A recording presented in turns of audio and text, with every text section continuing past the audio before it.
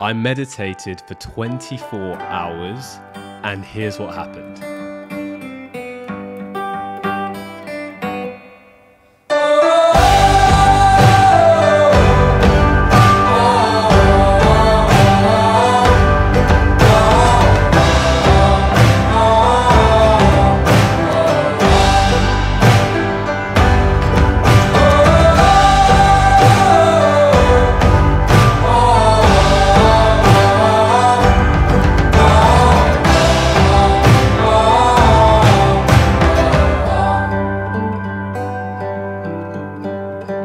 Okay, so before we get into this video, what it was like meditating for 24 hours, how I actually came about it, let's first of all look at what does meditate even mean? And if you take the Latin root of the word meditate, it means either to focus one's thoughts or to ponder.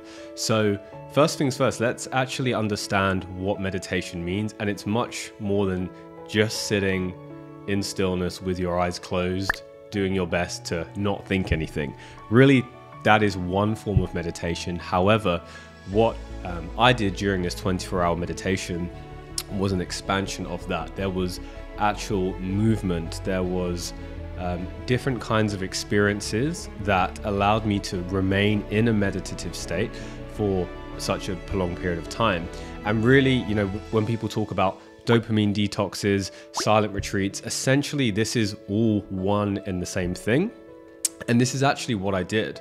And so what was the intention, first of all, for doing this silent meditation? Well, first of all, it was really to have a full reset. There is so much stimulus that we are plagued with in the modern day and age, whether it comes from social media on our phones, emails, you know, messages, adverts, right? People giving their opinions on things, the news, media, the list goes on and on and on.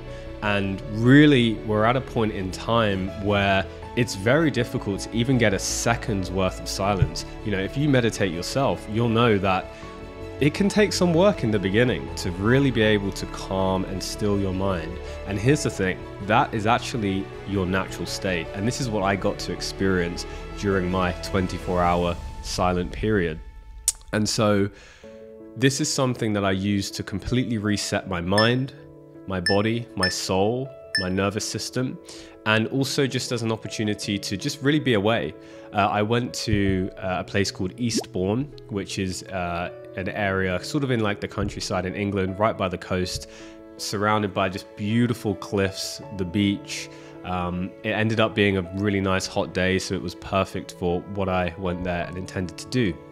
So what were some of the rules that I gave myself during this? Well, first of all, no technology. So no using my phone, no social media, no calling people, emails. So completely enabled myself to detach.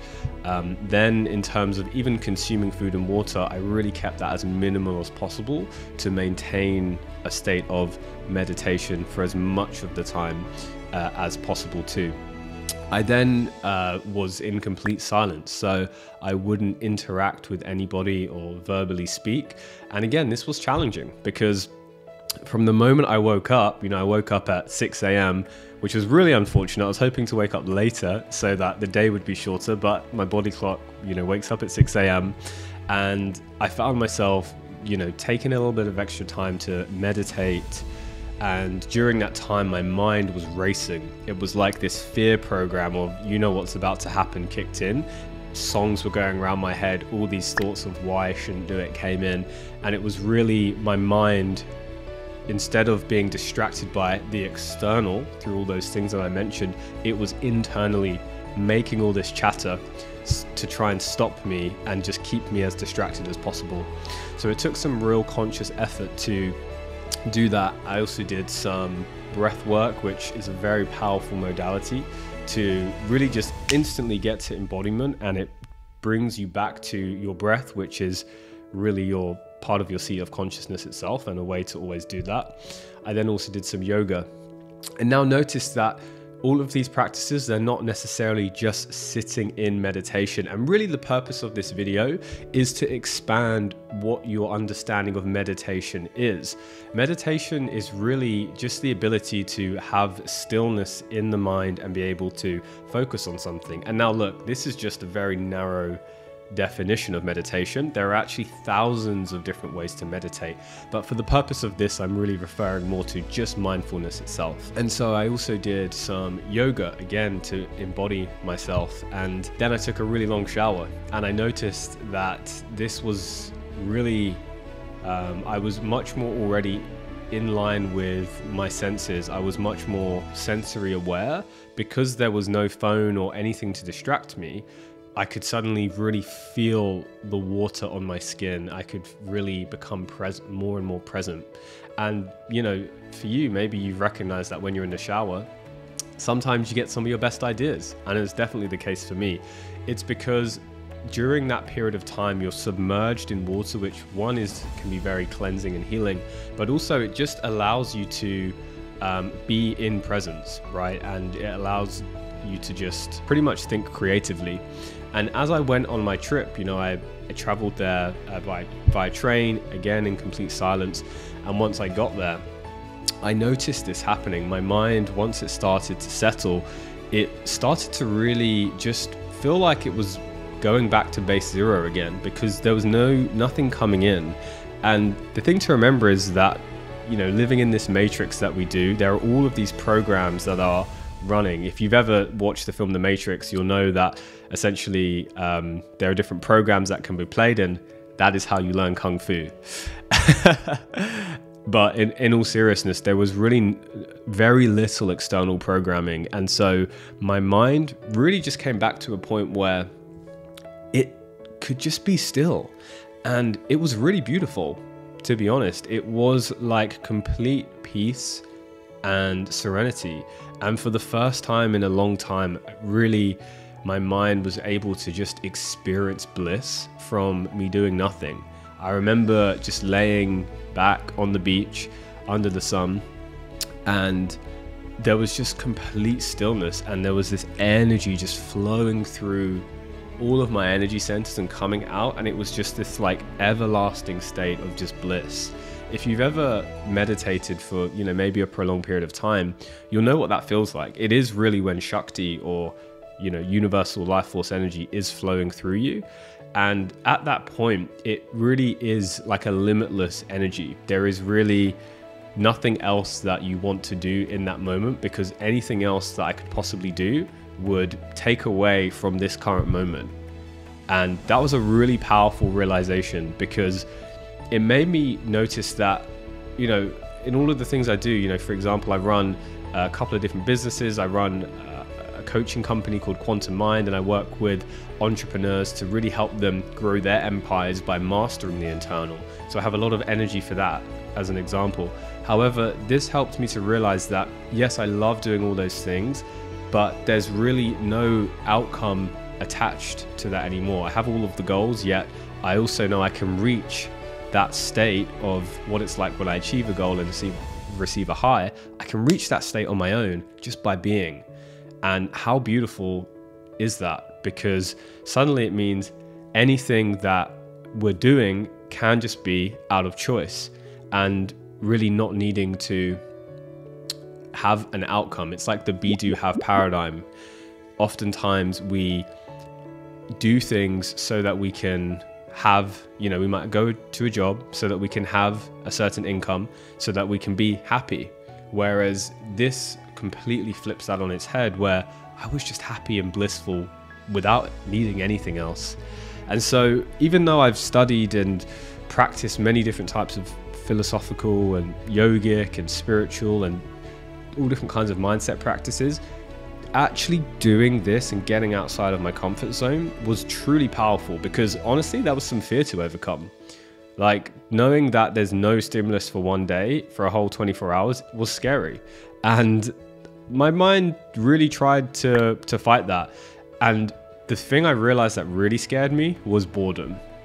And that was a surprise. It was actually just waiting for a bus and not going on my phone, or eating some food and not going on my phone while I wait for it to come.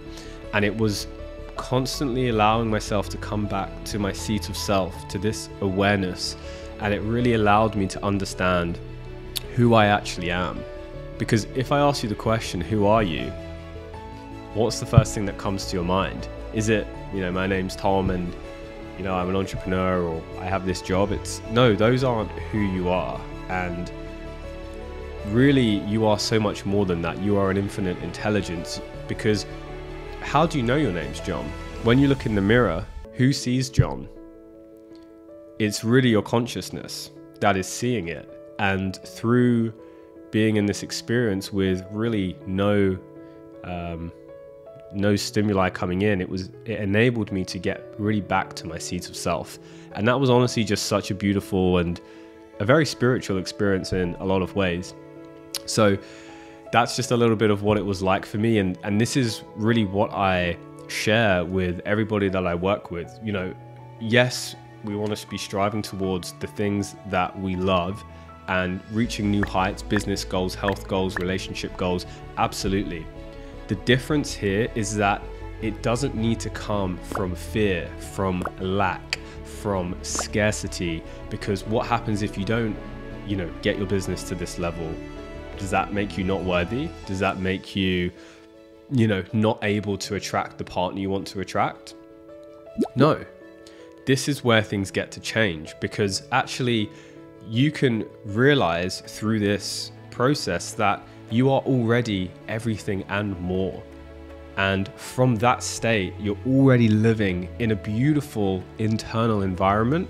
And then of course you want to go and create from there, because life's beautiful anyway.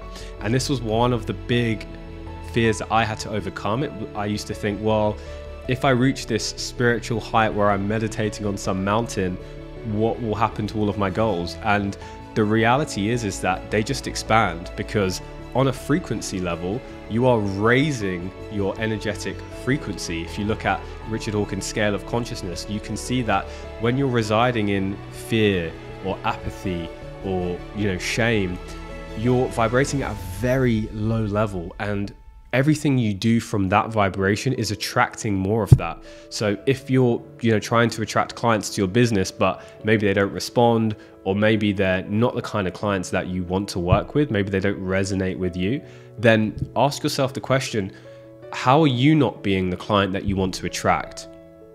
And this was a question I had to ask myself too. And that allowed me to go from working with people who I didn't really want to work with, but I kind of did it just to grow the business, versus now everybody that comes into my energetic vortex, into my surroundings, resonates with me, because I'm emitting a high frequency of love, of joy, of excitement, if you can't tell, of gratitude, right? People feel that, and maybe you can feel that too. Maybe you can feel there is this kind of certain energy, and that's attractive, right? And so you can also go through this process and start realigning your energy and asking your question, what is your base state? And the way to do that, and the way I do it, is just to sit in stillness for a moment and just be. And see what comes up. See what thoughts, see what feelings, see what emotions. Because if the negative mind starts chattering, or you're worried about your ex, or you have resentment towards this ex-business partner, then that's okay, first of all, because you have to start somewhere.